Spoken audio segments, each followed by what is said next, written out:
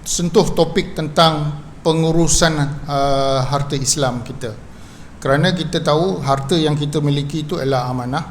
Okey, jadi kita perlu dan harta, bila amanah dan dia bersifat sementara, apa yang di dalam dunia ni semua bersifat sementara, tak ada yang kekal. Yang kekal bila hidup kita di dunia lagi satu, iaitu akhirat. Jadi setiap yang bernyawa pasti akan merasai mati. Jadi ini saya dah cerita tadi.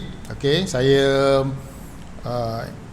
dah cerita latar belakang ni. Jadi saya daripada Qausar Wealth Management Sdn Bhd. Jadi ini ialah kerja sambilan saya untuk menolong umat Islam untuk membuat harta, pewarisan harta lah.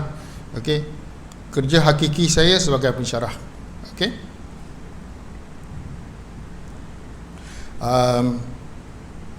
kisah pasal apa ni, tauliah jaiz ni ya. Okey, saya dulu pernah bagi ceramah di masjid. Waktu pertama kali, first time saya mengajar di masjid, ada jemaah lah, seorang jemaah tanya, kata, "Prof, you ada tauliah ke?" Saya kata saya dijemput ke masjid lah untuk berkongsi ilmu. Jadi saya take it positif, saya bukan take it sebagai negatif lah maksud dia. Saya kata, saya tanya kat nazir masjid, macam mana nak dapat tauliah ni? Jadi dia kata kena ambil exam, dia kena apa ni. Jadi saya ambil exam semua, lepas tu lulus baru dipanggil interview. Jadi masa interview tu, dan saya terus cakap dengan ustaz yang di Jaiz, saya kata saya bukan ustaz, tapi saya adalah pensyarah, tapi saya mau berkongsi ilmu tentang pewarisan harta dan sebagainya. Okey, inilah. Jadi kalau kita tengok masalah pusaka di Malaysia ni lebih 70 bilion. Bayangkan 70 bilion ni ialah lebih daripada bajet 2022 dan 90% daripada harta yang terbeku ni adalah terdiri daripada umat Islam. Bayangkan 90% daripada 70 bilion. Tapi inilah angka 2016. Jadi sekarang dah 2021. Jadi angka ini lebih daripada 70 bilion. Bayangkan di EPF, tabung haji, okey, dan dianggarkan terdapat 1 juta grant atas nama si mati. Bayangkan, saya pernah tengok ada orang selamba saja, arwah suami dia mati, jadi tak ada apa-apa berlaku, duduk rumah tu dah berapa tahun dah. Nah, untuk beritahu kenapa benda ni berlaku, jadi banyak faktor lah. Okey, dan melibatkan ni 2010, sekarang data ni lebih pada ni lah. Jadi kalau kita tengok di sini ialah macam-macam anak mati, mak rebut harta, kakak bolot tanah pusaka. Ada kes lagi satu ialah kes duit EPF. Okey, di mana isteri letak nama suami 50%, letak nama ibu 50%, anak lelaki ada seorang. Jadi kalau kita tengok di situ ialah penama itu ialah bukan mutlak dia adalah pentadbir harta. Kena ingat, pemegang amanah. Ada orang beranggapan bahawa apabila nama dia diletakkan sebagai penama EPF, jadi sebelum saya teruskan, saya ada masa sampai pukul berapa ni? Berapa masa untuk saya diberikan? 7.30 okey. Jadi saya ikut time lah okey. Jadi kalau ikut, jadi dia adalah pemegang amanah atau pentadbir harta. Jadi EPF senang. Kenapa EPF buat macam tu? EPF dia minta kita letak penama. Jadi kalau kita mati, dia akan bagi pada penama. Penama akan bertanggungjawab agihkan ikut faraid. Jadi maksud saya di sini ialah jangan beranggapan bahawa sebagai penama kita ada hak mutlak yang persen yang diletakkan oleh pemilik harta, pemilik EPF tersebut. Jadi dalam kes seorang isteri, seorang suami, seorang anak dan yang meninggal itu ialah isteri. Jadi dari segi faraid, suami akan dapat 1/4, dan lepas tu dia ada ibu dan bapa, dan bapa dia akan dapat 1/6, mak dia akan dapat 1/6, dan baki dia ialah kepada anak lelaki dia. Okey. Jadi bayangkan 50% tu, iaitu setengah, 1/2, bukan 1/4 dia cuma boleh ambil 1/4 saja daripada 50%. Maksud dia daripada 50% tu, dia maksud dia suku lah, dia maksud dia setengah tu dia boleh ambil. Okey. Yang setengah lagi ada hak faraid pada waris faraid yang lain. Jadi maksud dia lah dia telah termakan harta batil. Jadi kalau tanyalah ustaz, apa hukum makan harta batil? Jadi saya pernah dipanggil, waris-waris tu pernah panggil saya, macam mana nak terangkan pada suami dia ni. Sebelum saya nak cuba terangkan, dia dah marah. Dia kata kamu ni penipu. Okey, saya bukan penipu, saya nak terangkan secara faraid bahawa hak dia cuma dapat 1/4. Tapi dia beranggapan bahawa dia sebagai penama, dia ada hak 50% tu. Nampak tak beza tu? Okey, jadi itu yang paling penting. Dan lagi satu ialah macam-macam lah. Saya itu kes di mana marah depan saya lah. Saya duk fikir lah, kalau dia pukul saya report polis lah. Tapi dia cuma marah, maki saja. Saya diam lah, saya tadah telinga aja lah. Okay? Tapi itu kes. Jadi satu lagi kes ada juga gaduh depan saya, tapi saya dah lali lah. Kita cuba nak menerangkan dari segi fakta, tapi dia tak mau terima. Jadi kita nak buat macam mana kan? Kita nak ceritakan apa yang termaktub dalam faraid. Tapi kita kena ingat faraid ni bagus. Kalau tidak, kenapa dia cerita dalam Al-Quran? Faraid ni datang hak dan tanggungjawab. Tetapi kebanyakan waris dia ambil hak, tinggalkan tanggungjawab. Mungkin saya bagi contoh macam ni arwah, katakan lelaki tu adalah arwah okey. Dia ada anak perempuan. Lepas tu dia ada adik-beradik. Okey? Anak perempuan saja. Jadi kalau ikut faraid, ada bahagian hak faraid kepada adik-beradik arwah. Okey, adik-beradik arwah. Memang dia akan dapat. Isteri cuma dapat 1/8 saja. Okey. Jadi kita tengok di sini, adik-beradik dia dapat hak. Tetapi dia juga ada tanggungjawab. Apa tanggungjawab dia? Sama-sama dengan kakak ipar. Kakak ipar dia tu untuk memberi nafkah pada anak buah dia lah, anak buah dia. Tapi hak faraid dia ingat, tanggungjawab untuk bagi nafkah tu tak ada. Sama dengan, minta maaf lah kalau siapa ada macam poligami lah. Semua orang cerita tentang hak saya kahwin 4, okey. Tapi tanggungjawab macam mana nak sama adil lah apa semua tu. Jadi selalu orang lupa dekat situ. Sama juga dengan faraid.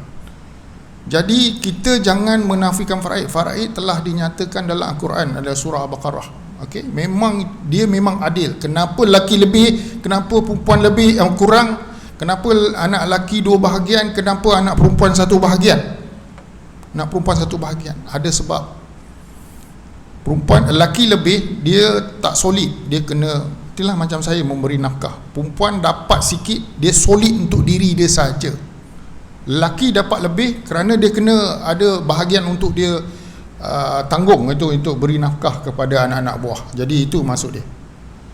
Jadi janganlah ada yang perempuan rasa macam kenapalah perempuan dapat sikit, kenapa lelaki dapat sikit. Dia sebenarnya macam dalam dunia ni lah. Dalam dunia ni perempuan diberatkan dengan aurat dia. Memang susah nak jaga. Lelaki diberatkan dengan tanggungjawab dia, dua-dua bahu ni. Memang ni. Jadi memang adil. Lelaki dengan tanggungjawab, perempuan dengan aurat. Jadi memang dua-dua tu. Memang dua-dua ni susah untuk ditunaikan. Okey. Jadi kenapa punca masalah dia? Okey, saya tengok jam Saya memang Mengajar memang buka jam. Jadi memang itu tabiat saya lah. Jadi saya memang cuba timing lah, ikut masa yang ada. Okay? Ingat je ni, punca masalah dia kita ingat stok. Okay? Pertama ialah sifat pemilik harta dan waris. Ini sikap. Anggapkan anak tahu uruskan pusaka. Ada, saya pernah, ini kisah benar. Saya tanya satu pakcik ni di kawasan saya. Saya kata, kenapa tak nak buat perancangan masa hidup? Saya nak dapat harta pun susah. Nanti pandai-pandailah anak saya nak uruskan. Okey. Itu memang dia kata, saya susah nak dapat harta ni. Pandai-pandailah, dah lah dia orang dapat free.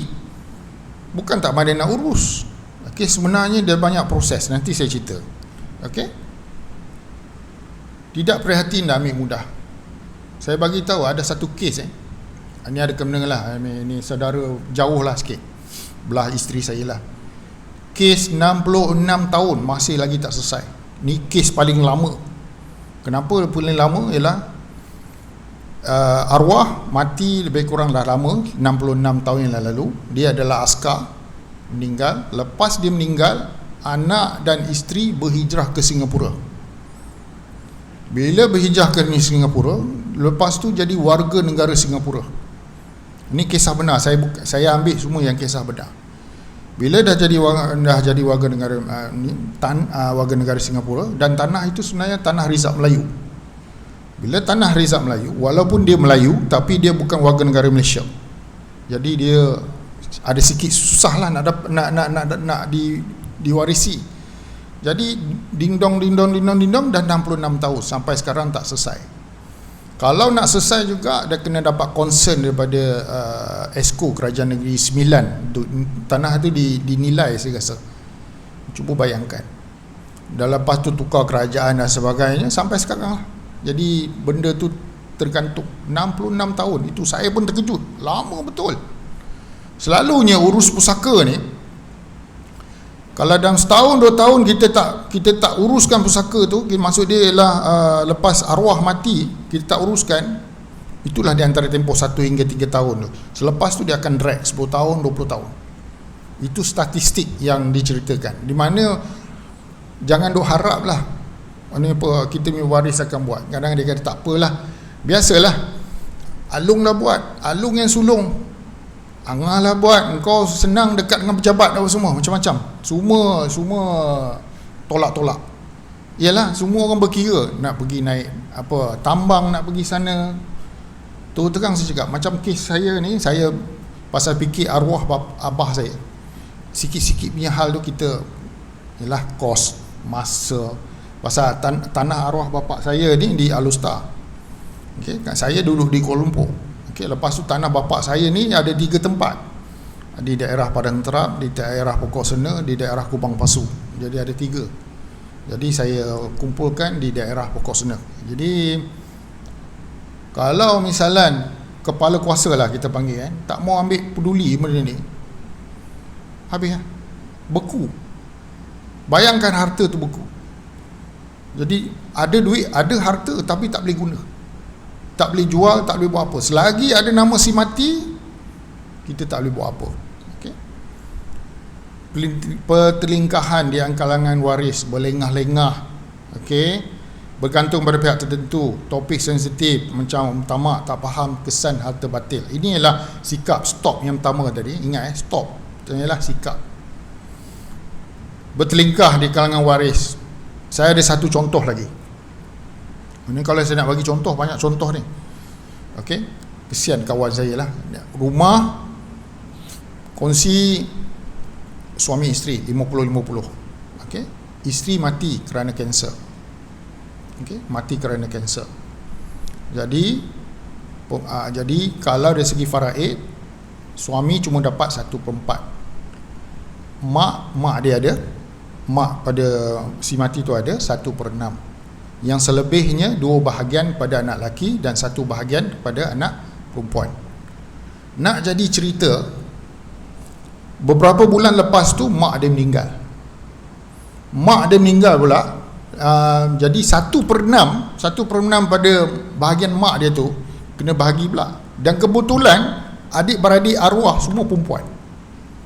Bila perempuan kena bahagi pada mak saudara, bapa saudara dia dengan adik-adik dia. Itu adik ipar kawan saya lah.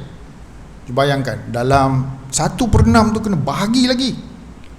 Lepas tu katakan duit tu 6,000. Okey, 6,000. Saya ambil 60,000 lah, kita ambil 60,000. Jadi bahagian mak dia ialah 10,000. Lepas tu 10,000 kena bahagi pula bapa saudara, mak saudara dengan adik-adik ipar dia. Lepas tu semua tak nak muafakat, bengang dengan kawan saya ni. Allahualam kenapa bengang, saya tak nak uraikan lah. Okey, tak mau muafakat. Lepas tu kawan saya ni pening. Jadi saya kata macam ni lah, kalau pening, buatlah harta sepencarian. Maksud dia kita masuk ke sivil. Harta pencarian maksud dia declare yang 50% isteri itu pergi hire lawyer buat harta sepencarian. Jadi harta pencarian ni ialah sivil lah, kerana di Arab Saudi dan negara Islam lain tak ada benda ni. Yang ada Asia Tenggara saja harta pencarian. Okey. Jadi kerana bila harta pencarian, jadi sebenarnya harta pencarian ni pun mahkamah nak kena tahu juga. Dia nak tahu rumah tu dibayar macam mana, siapa yang sumbangan setiap bulan, nak tengok bukti pembayaran dan sebagainya, barulah dia boleh dapat. Jadi inilah sikap. Kedua, tak faham harta dan pusaka. Ini nombor 2, tak faham. Kita pernah dengar tak? Kita pernah tengok tak? Bila orang mati ni, okey, adik-beradik datang ambil periuk belanga lah, ambil kod lah, macam-macam dia ambil. Pernah dengar tak? Pernah kan? Tapi sebenarnya apa yang dimiliki oleh arwah itu ialah pusaka. Contoh arwah ada baju kod yang mahal. Satu tu 3,000, 5,000 dan sebagainya. Tapi kena ingat, benda tu ialah pusaka. Tak boleh ambil macam tu saja. Kena minta daripada kelulusan pada waris-waris faraid dia. Okey. Tapi orang ambil enteng. Contoh yang perempuan pula ambil piuk belanga, Pyrex lah, apa benda-benda tu semua. Okey, itu ialah harta pusaka arwah. Kena nak minta dulu, bukan terus pergi ambil ni dan sebagainya lah. Okey. Jadi kita tengok kalau harta ni ialah ada sedekah, zakat, wakaf, hibah dan sebagainya, mati. Jadi kita kena ingat bila mati ni kita bukan terus boleh ikut faraid. Kita kena ada perolehan kuasa, kita takbir pentadbiran baru boleh bahagi. Dia bukan terus boleh bahagi, dia kena ada surat kuasa dulu. Pusaka juga sama juga, bila kita dah meninggal, kita kena ada kos ke bumi. Kos bumi ni boleh cover melalui khairat kematian, hutang pada Allah. Ada dalam rukun Islam ada 5, 3 saja yang boleh orang kata kita boleh tolong si mati, iaitu satu ialah fidyah, iaitu qada dia punya puasa.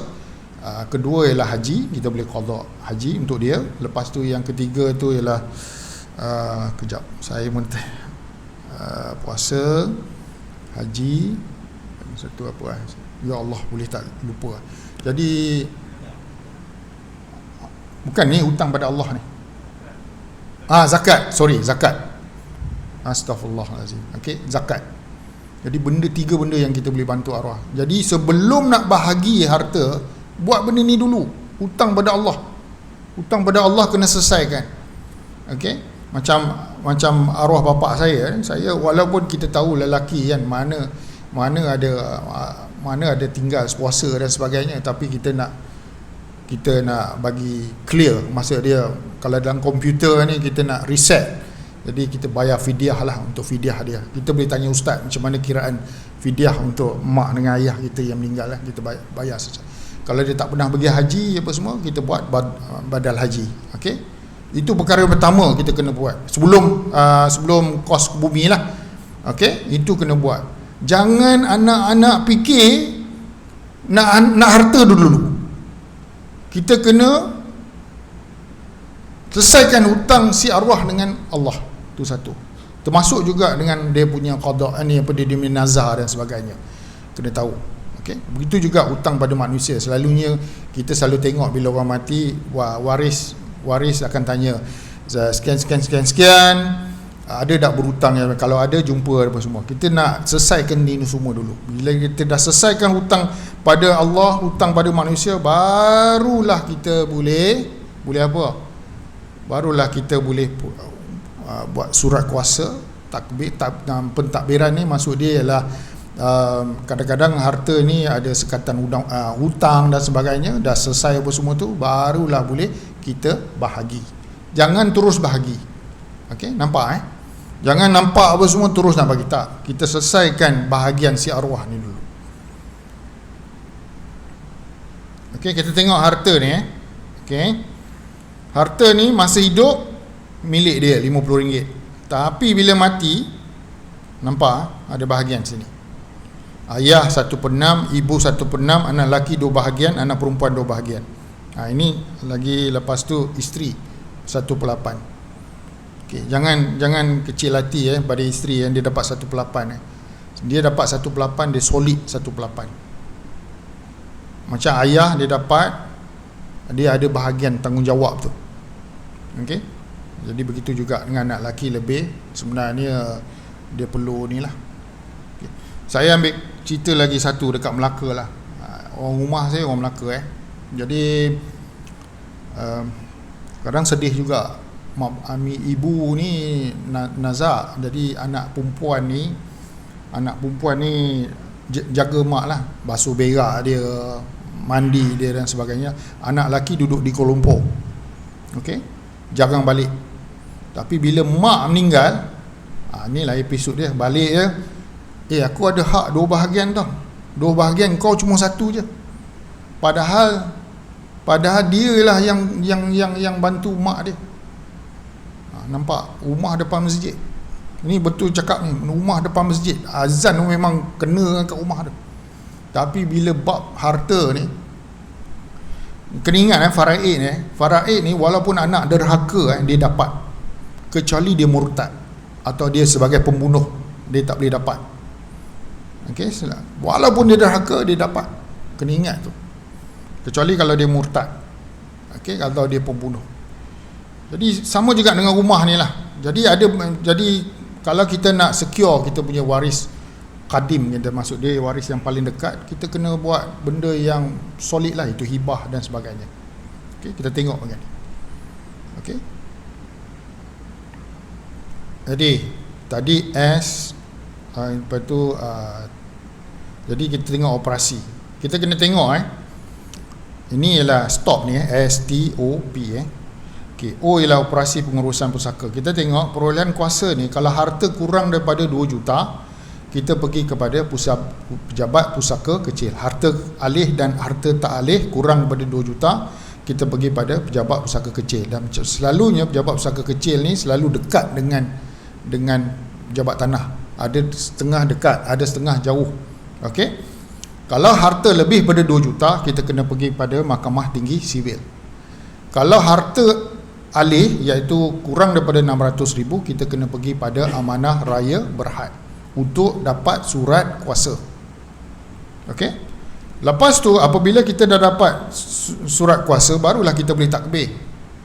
Nak selesaikan hutang si arwah dan sebagainya, takbir. Lepas dah habis mentakbir, katakan tanah tu ada caveat, kita kena buka caveat apa tu dan sebagainya, itu pentadbir. Lepas tu baru kita boleh bahagi boleh ikut.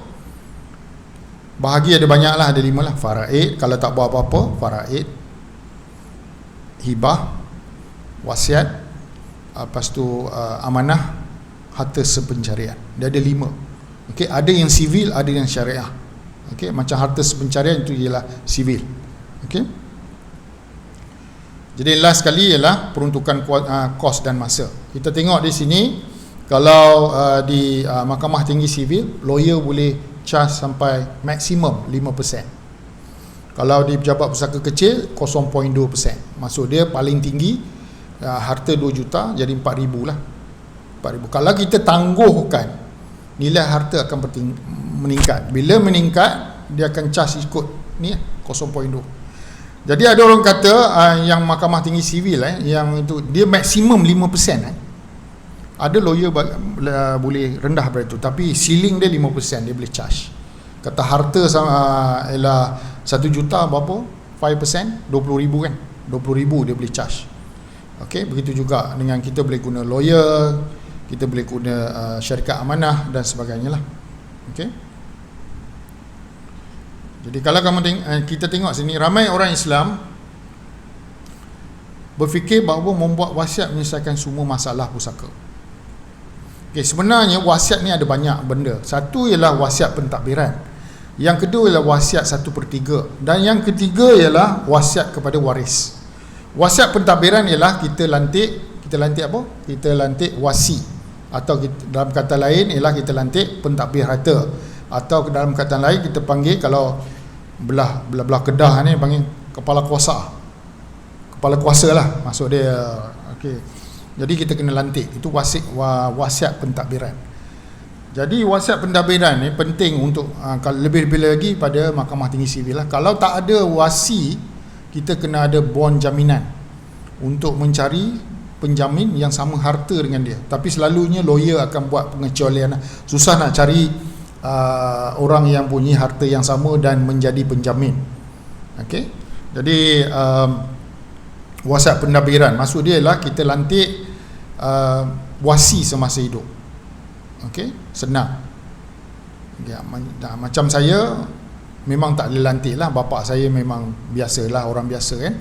Jadi saya secara volunteer bagi tahu ke adik-adik saya yang sulung kami lima orang adik-beradik. Jadi saya jadi kepala kuasa. Jadi alhamdulillah adik-adik saya ikut cakap saya. Saya tak tipu dia orang. Jadi maksud dia semua nama pun dalam geran semua ada nama 5 orang, 1/5. Alhamdulillah. Jadi semua tanah pusaka ayah saya, saya panggil abah lah. Abah saya memang letak nama kami. Jadi alhamdulillah. Jadi okey, wasiat 1/3. Wasiat 1/3 ini ialah kepada bukan waris. Contohnya ialah anak angkat, infak. Kita nak bagi kepada masjid, maksud dia tanah ni kita nak infak kepada masjid, kita boleh buat wasiat 1/3. Kalau ada orang cabar ni tak boleh menang. Okey, dia boleh cabar tapi tak boleh menang, kerana wasiat 1/3 ni memang khas untuk bukan waris. Okey. Tapi pada wasiat untuk waris dia macam ni mesti mendapat persetujuan semua waris faraid. Kena ingat waris macam kes pelakon pelawak. Sebenarnya adik dia tahu kan, sama pelawak yang meninggal dekat Gombak Abang Boje. Okey, Abang Boje. Dalam kes ni ikut faraid, adik dia tak ada hak langsung. Yang ada hak faraid ialah mak dia 1/6, isteri dia 1/8, anak lelaki dia, baki itu asabah bagi pada anak lelaki dia. Nasib baik kerana dia ada anak lelaki. Kalau dia anak perempuan, adik dia pun tak terlibat lagi, pasal dia ni ada mak tu dia macam stopper lah. Okey. Jadi saya tak faham kenapa dia nak mungkin dia untuk filekan untuk ibu dia, Allahualam, saya tak tahu. Sama juga kes itulah. Okey. Jadi wasiat pada bukan waris, pada waris ni perlu dapat persetujuan semua waris. Saya bagi contoh klasik Contoh bapa tunggal, dia ada anak laki seorang, anak perempuan seorang. Dia masa hidup dia kata dia nak buat wasiat, dia bagi pada anak laki 50%, anak perempuan 50%. Maksud dia 1/2, 1/2. Betul Jadi selepas mati anak laki tak setuju. Tahu tak kenapa anak laki tak setuju? Masa hidup setujulah, ayah, saya setuju ayah punya bahagi dia. Kenapa dia tak setuju? Kerana dalam faraid dia dapat 2 bahagian. Lelaki perempuan dapat 1 bahagian. Jadi dia nak ikut faraid, dia tak nak ikut wasiat tu. Jadi Mahkamah Tinggi Syariah, sekiranya salah seorang waris tidak bersetuju dengan wasiat, wasiat itu akan terbatal dan dia akan berbalik kepada faraid. Jadi untuk anak laki ni dia ada dia dapat 2/3, iaitu 66.67%. Yang perempuan dapat 33.33%. Nampak tak? Jadi sebenarnya yang tadi bapa dia buat tu, anak perempuan dia untung, anak lelaki tak untung. Tapi masa bapa hidup, iyalah, bila mati, kita kena ikut faraid. Faraid ni dalam Quran. Nampak tak? Dia maksud dia itu bila dollar sign ni, kepala, saya panggil kepala agung ni, kepala agung tu memang jangan ceritalah benda ni. Okey. Jadi apa solutionnya? Saya cakap ialah selesai masalah pusaka, kita guna FAST. F yang pertama ialah apa? Kenali waris faraid. Ni paling penting Kenali waris faraid ni, ada orang tak tahu waris dia. Ingat, waris genetik tak sama dengan waris faraid. Contoh kes Abang Boceh tu, adik laki dia tak ada hak walaupun dia waris genetik. Faham tak maksud waris genetik ni? Maksud dia lah adik dia, adik kandung dia, tapi dari segi faraid dia tak ada hak. Dia akan ada hak nanti kalau contoh dia, kalau dia ada anak perempuan saja dan mak dia tak ada, dia akan dapat. Nampak tak? Jadi struktur faraid setiap orang berbeza-beza, bergantung kepada berapa isteri, berapa anak dan sebagainya. Dan saya nak bagi tahu untuk yang berpoligami tak ada istilah isteri junior, isteri senior, tak ada.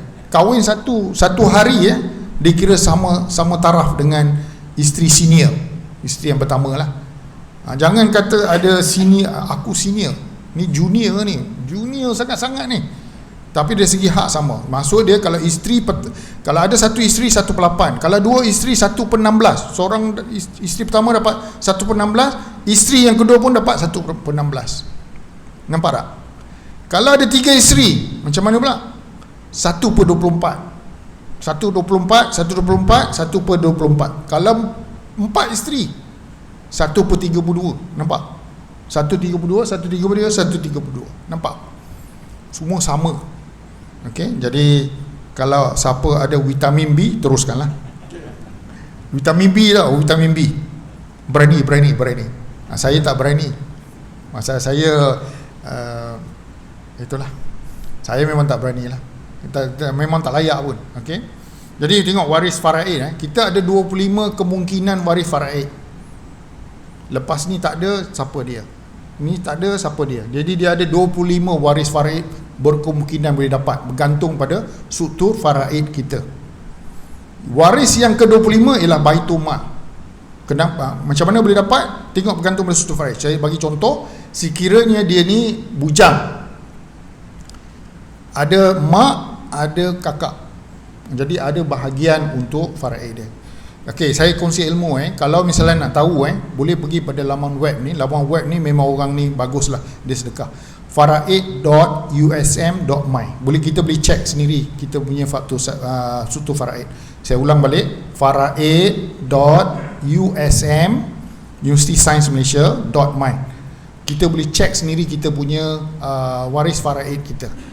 Okey, kita tak nak that's why saya masa saya kena kanser itu tahap 4, saya warning dah adik-adik saya kata korang tak dapat harta aku kalau saya mati. Kata Alung, saya panggil dia Alung. Saya beritahu ke adik-adik saya kata kenapa apa adik-adik saya dapat? Kerana saya ada anak lelaki. Saya ada 6 perempuan, 1 lelaki. Lelaki ni adalah stopper. Jadi saya cakap memang tak ada hak faraid kepada korang. Jadi korang jangan pandai-pandai nak ni. Jadi pasal bila korang tak tahu faraid ni, saya bagi contoh klasik Okey. Dia ada anak lelaki, ada anak perempuan. Okey, bila arwah mati, adik-adik dia pandai masuk dalam rumah nak ambil semua. Dia kata ni harta abang saya. Nampak tak? Dia langsung tak ada hak di situ, tapi pasal dia tak tahu ni apa celik faraid, dia tak ada. Dia fikir ni abang aku ada hak pada harta dia, tapi tidak. That's why kita kena tahu faraid kita. Jadi saya dah bagi laman web ni, cuba boleh cek sendiri. Okey, yang kedua itu FAST. A ialah aset. Ada orang harta banyak tapi dia tak tahu aset dia mana. dia kena senaraikan aset tu. Dia kena simpan dalam satu tempat. Jadi senang apabila meninggal nanti, kita tahu mana nak tuju. Kita bagi tahu dekat isteri kita, kita bagi tahu kat anak kita, okey, harta ayah ni macam ni. Okey, nombor 1, nombor 2, geran apa semua. Kita letak elok-elok. Jadi bila meninggal nanti, waris tahu nak ambil, tahu harta di mana. Okey, pasal ada setengah harta ni nama guna proksi. Ada orang guna proksi, ada orang guna macam-macam. Tapi dia yang bayar. Jadi anak-anak kena tahu. Pasal kita kena faham lah, kadang-kadang anak-anak tak tahu, ada isteri pun tak tahu. Jadi kena bagi tahu, bagi tahu senarai harta kita. Bila kita mati, waris senang nak urus. Kalau senarai harta pun tak ada, macam mana? Kena simpan satu tempat.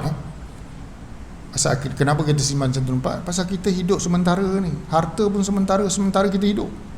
Selepas kita mati, harta itu adalah amanah. Kita kena apa? Kita kena wariskan harta tu kepada waris kita. Okey. Ini cerita tentang saya punya ni. Tiba terselit benda ni, sorry. Okey. Terselit tentang apa ni, ini saya punya agensi lah, itu Kosa Wealth Management. Okey, nombor 3, FAS. FAS. F ialah faraid, A ialah aset, S ialah solusi, penyelesaian. Jadi kita kena faham 3. Kena ingat seperti saya ulang balik, kita bukan bila meninggal saja arwah, kita tak boleh terus bahagi. Kita kena ada apa? Satu ialah surat kuasa. Kena dapat surat kuasa. Bila dah dapat surat kuasa, baru kita takbir benda tu. Bila dah takbir, maksud dia lepaskan caveat, bayar hutang tentang harta tersebut, baru boleh bahagi. Okey, 3 benda. Okey. Jadi masa mencemburi ni, jadi saya kena cepat sikit. Nak cerita banyak benda nak cerita ni. Okey, ni saya dah cerita tadi, dapatkan surat kuasa pada 3 agensi yang berkenaan, bergantung kepada nilai harta kita. Tahu harta alih apa, harta tak alih apa. Harta alih ialah duit kita dalam tabung haji, dalam ASB,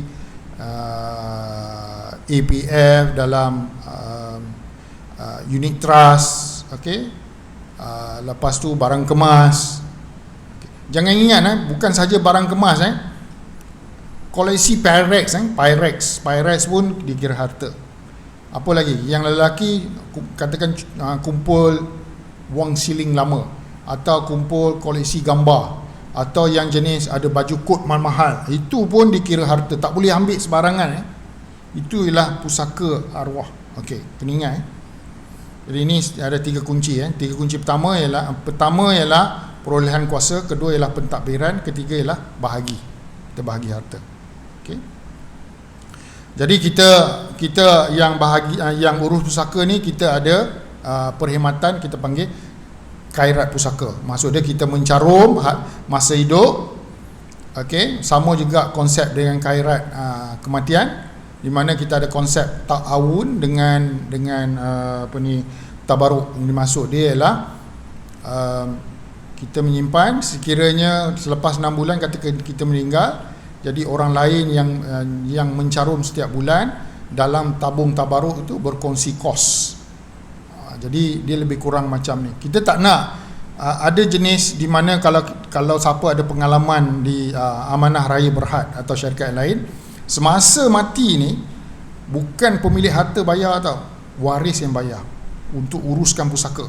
Untuk dapat surat kuasa tu kena uruskan pusaka. Tapi kita ni, kita ada khairat pusaka, kita mencarum sekarang, bila mati nanti kita punya staf akan datang, akan bagi ketubah pusaka dan sebagainya, dan mereka akan membantu kita untuk dapatkan surat kuasa. Jadi kos dia lebih rendah lah. Okey, jadi inilah pentadbiran. Lepas tu pergi kepada macam mana kita nak bahagi.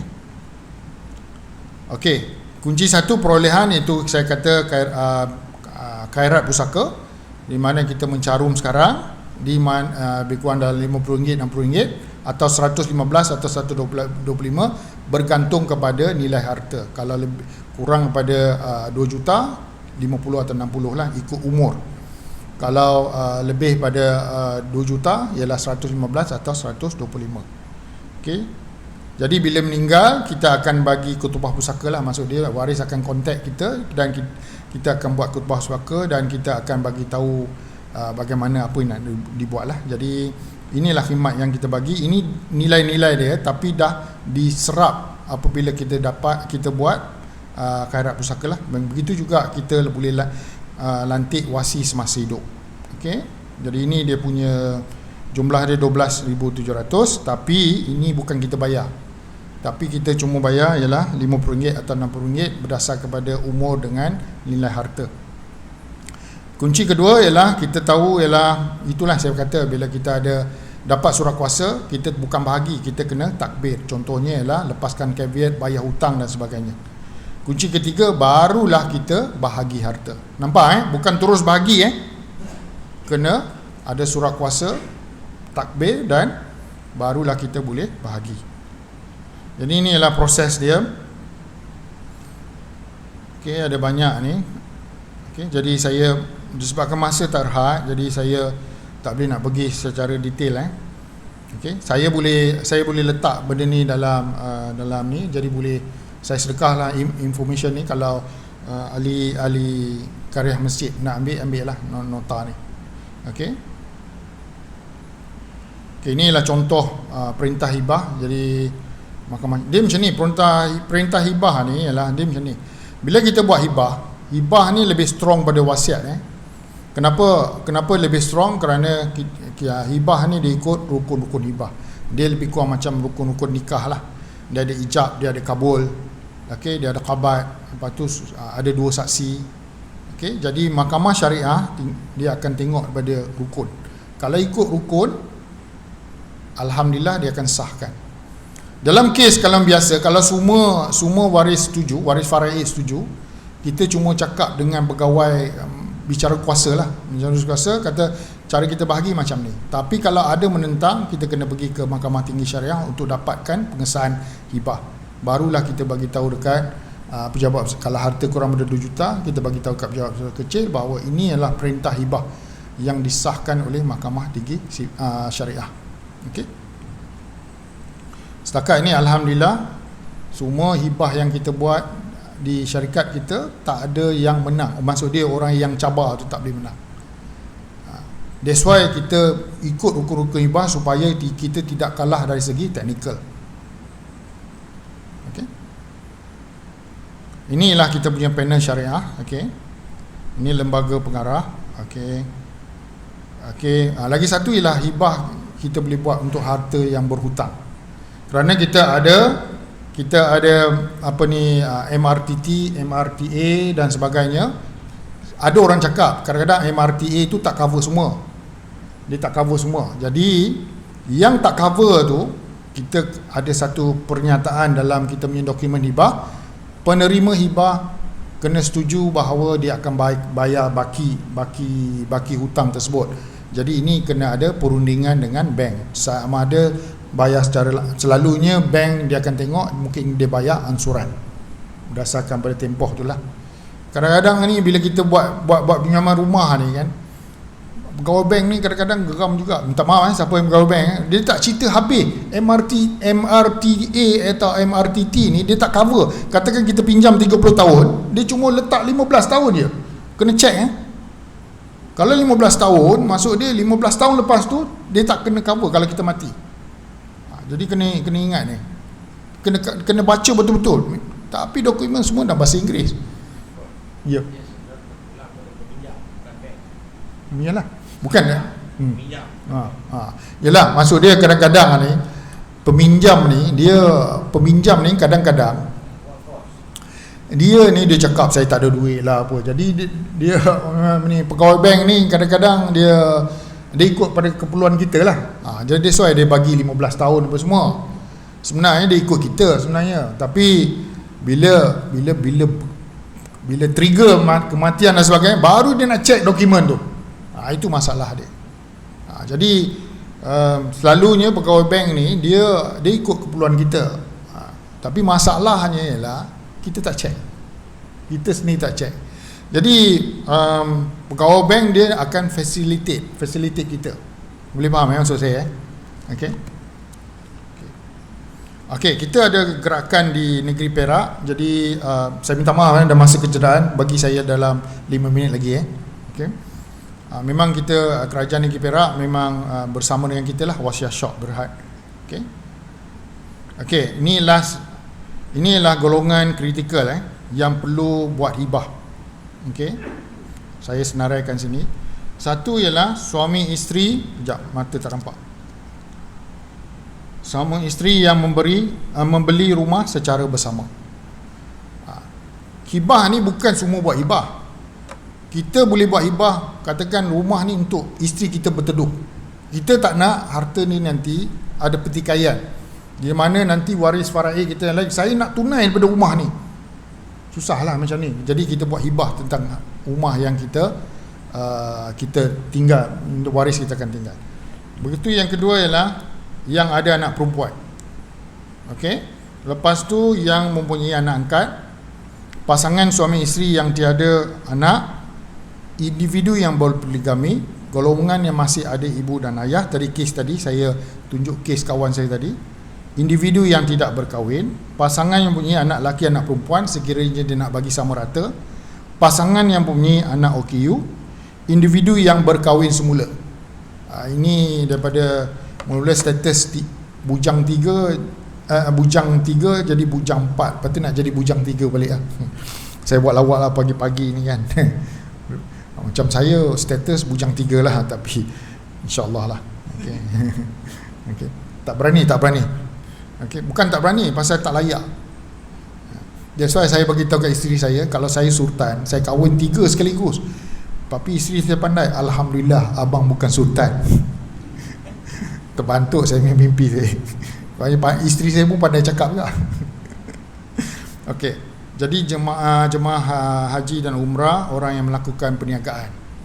Ini ahli perniagaan ni ada lembaga syarikat apa semua, dia ada berapa share apa semua. Ini ada banyak penyelewengan. Okey, kita kena buat hibah untuk syarikat. Siapa yang ada syarikat lah. Okey. Kerana dalam share kita ada ahli keluarga kita, ada kawan kita.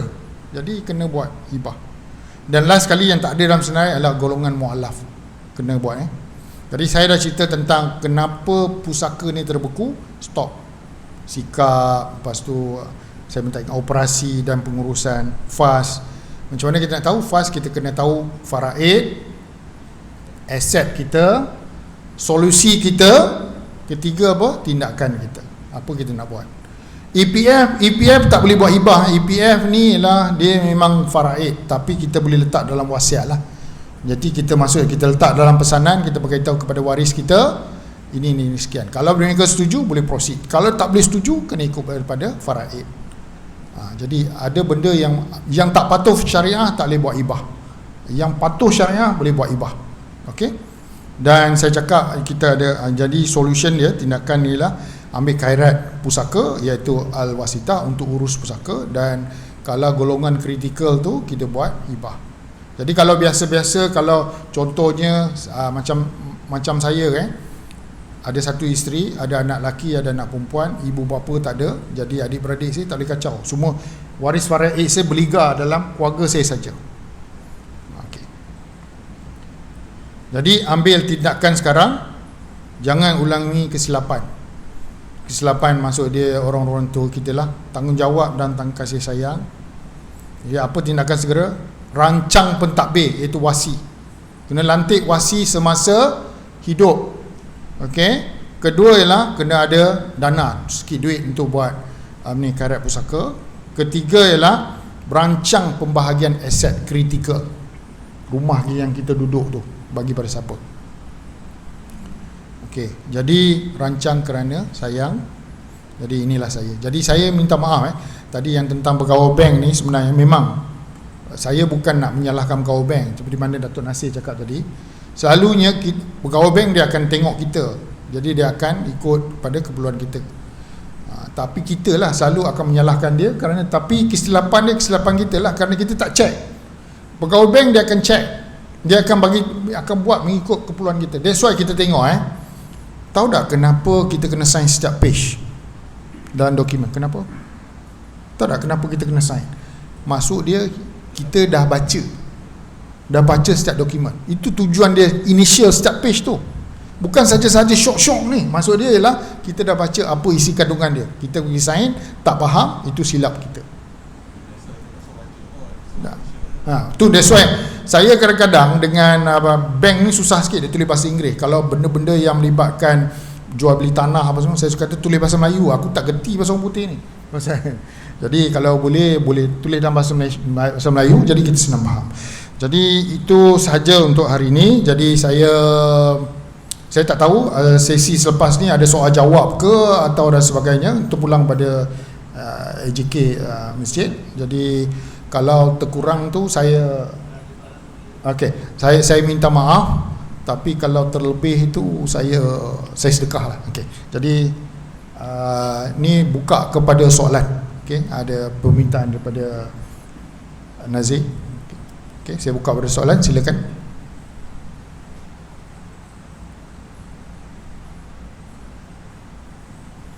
Ada soalan? Boleh dapat dah apa yang saya cerita ni? Dapat okey.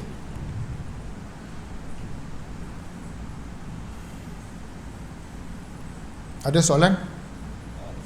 Ya. Masalah hibah tadi, kalau bukan tanda tanah, terus bagi ke anak kita pergi pejabat tanah, Itu kita panggil hibah mutlak.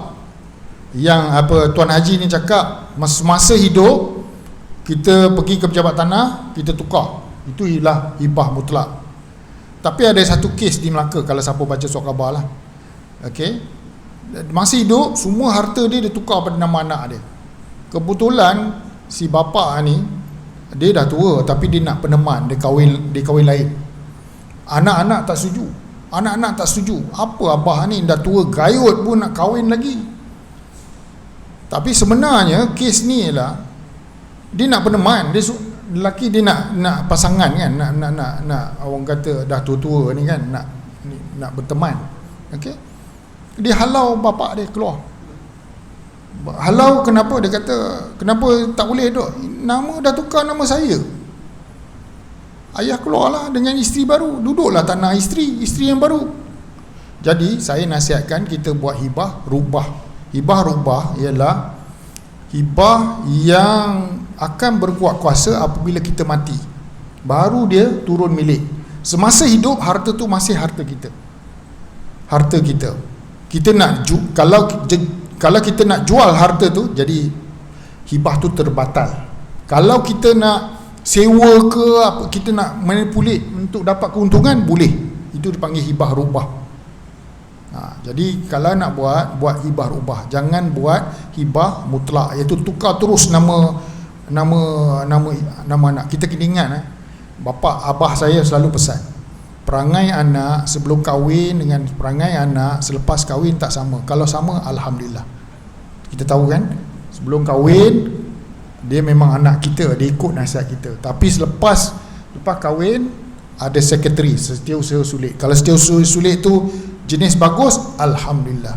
Yang jenis Allah, na'uzubillah, saya tak nak sebut lah. Sebagai contoh klasik dekat tanah Felda, ini kawan saya lah. Dia punya dia nak buat bisnes. Lepas tu dia minta ke mak bapak dia. Dia kata, ayah bagilah sebidang tanah ni. Bagi sebidang tanah ni saya nak buat modal untuk ni. Dia tukar nama anak yang nombor 2 ni. Tukar. Lepas tu mak meninggal, bapak meninggal. Lepas habis tu, jadi adik-beradik lain nak tuntutlah tanah tu. Tapi apa cakap? Isteri dia cakap apa? Abang, apalah bodoh sangat. Kan nama tanah tu nama abang, bukan nama adik-adik. Dia tak ingat harta tu ialah harta mak bapak dia. Tapi mak bapak setuju untuk tukar, untuk bantu dia dalam perniagaan. Mana janji-janji manis pun habis.